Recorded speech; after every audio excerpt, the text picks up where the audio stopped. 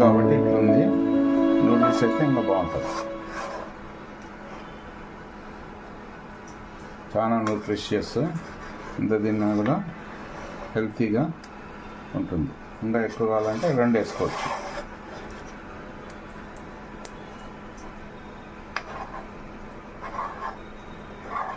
ఇది యాక్చువల్గా 3 minutes పెట్టాలో 5 minutes పెట్టినా, అందుకే ఇట్లా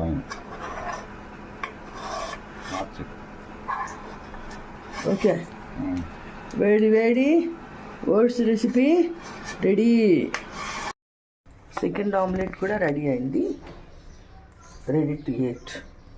బెస్ట్ విషెస్.